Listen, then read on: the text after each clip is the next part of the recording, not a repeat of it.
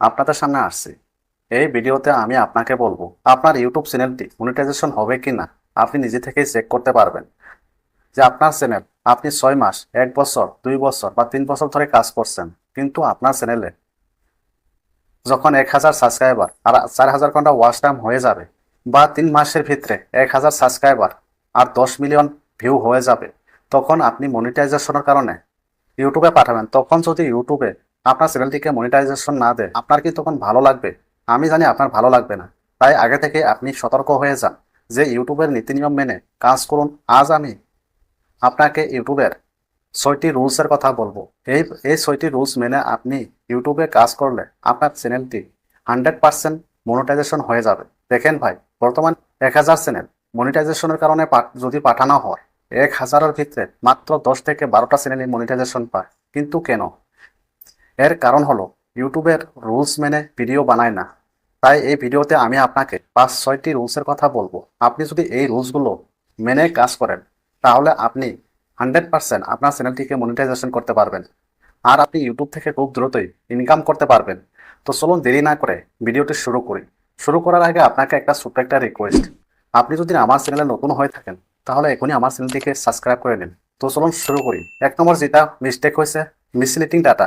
কখনো আপনি আপনার চ্যানেলে 3টি টাইটেল সেম ভাবে ব্যবহার করবেন না। কারণ কাল যে টাইটেল ব্যবহার করছেন, পরশু সেম টাইটেল ব্যবহার করছেন, আজকেও সেম টাইটেল ব্যবহার করছেন, এমন ভাবে ব্যবহার করলে ইউটিউবে আপনার চ্যানেলটিকে মিসলিডিং ডাটা বলে মনিটাইজেশন রিজেক্ট করে দিবে। তাই আপনি যখন ভিডিও ইউটিউবে আপলোড করবেন, আপনার ভিডিও বা টাইটেল সেম ব্যবহার করবেন না, কিছু পরিবর্তন করে ব্যবহার করবেন। যেমন ধরুন, ইউটিউবে ভিডিও কিভাবে আপলোড করবেন, নেক্সট ভিডিওতে যখন টাইটেল ব্যবহার করবেন, তখন ইউটিউবে ভিডিও বানানোর সঠিক নিয়ম কি, এইভাবে কিন্তু আপনি ব্যবহার করতে পারেন। এইভাবে ব্যবহার করলে আপনার চ্যানেলটিকে কখনো রিজেক্ট হবে না, আপনার চ্যানেলটি 100% মনিটাইজেশন হবে। 2 নম্বর কারণ হচ্ছে রিপিটেড কন্টেন্ট।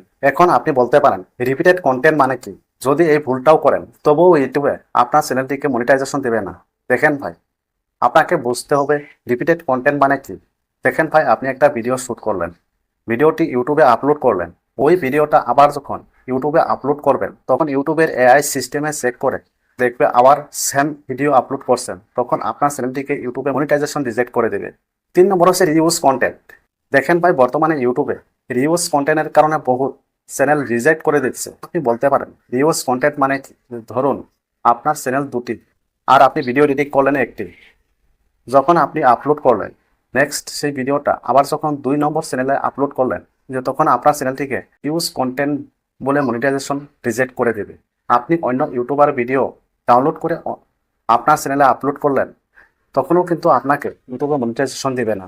আপনি যে ভিডিওটা আপলোড করলেন, যদি সেই ভিডিওটা কিছু এডিটিং করে আপনার কিছু ভ্যালু দেখাতে পারেন, তো তবেই কিন্তু আপনার চ্যানেলটিকে মনিটাইজেশন নিতে পারেন। তো 4 নম্বর হচ্ছে এআই। বর্তমানে 100 এআই দিয়ে ভিডিও বানিয়ে আপলোড করলে 5 থেকে 6টি, বর্তমানে 100 এআই চ্যানেলের ভিতরে 4 থেকে 5টা চ্যানেলে মনিটাইজেশন পাচ্ছে না। কিন্তু কেন? আপনি ভয়েস, ফটো, ভিডিও এডিটিং সব কিছু এআই দিয়ে করছেন, আপনার কোনো ভ্যালুই দেখাচ্ছেন না ইউটিউবকে। তাহলে আপনার চ্যানেলটি ইউটিউবে কিভাবে মনিটাইজেশন দেবে? দেখেন ভাই, আপনি কাজ না করলে আপনাকে কেউ টাকা দেবে না। ঠিক তেমনি আপনি ইউটিউবের এআই দিয়ে কাজ করছেন, ঠিক আছে, কিন্তু ইউটিউবে আপনার কিছু ভ্যালু দেখাতে হবে।